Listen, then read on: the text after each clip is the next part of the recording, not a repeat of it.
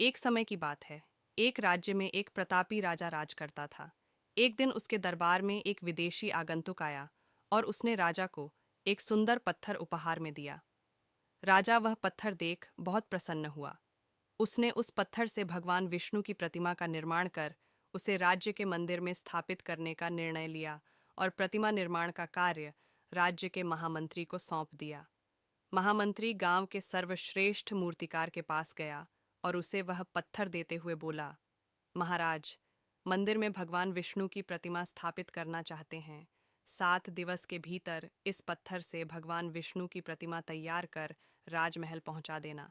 इसके लिए तुम्हें 50 स्वर्ण मुद्राएं दी जाएंगी। 50 स्वर्ण मुद्राओं की बात सुनकर मूर्तिकार खुश हो गया और महामंत्री के जाने के उपरांत प्रतिमा का निर्माण कार्य प्रारंभ करने के उद्देश्य से अपने औजार निकाल लिए। अपने औजारों में से उसने एक हथौड़ा लिया और पत्थर तोड़ने के लिए उस पर हथौड़े से वार करने लगा, किंतु पत्थर जस का तस रहा। मूर्तिकार ने हथौड़े के कई वार पत्थर पर किए, किंतु पत्थर नहीं टूटा। 50 बार प्रयास करने के उपरांत मूर्तिकार ने अंतिम बार प्रयास करने के उद्देश्य से हथौड़ा उठाया, किंतु यह सोचकर हथौड़े पर प्रहार करने के पूर्व ही उसने हाथ खींच लिया कि जब 50 बार वार करने से पत्थर नहीं टूटा, तो अब क्या टूटेगा। वह पत्थर लेकर वापस महामंत्री के पास गया और उसे यह कह वापस कर आया कि इस पत्थर को तोड़ना नामुमकिन है, इसलिए इससे भगवान विष्णु की प्रतिमा नहीं बन सकती।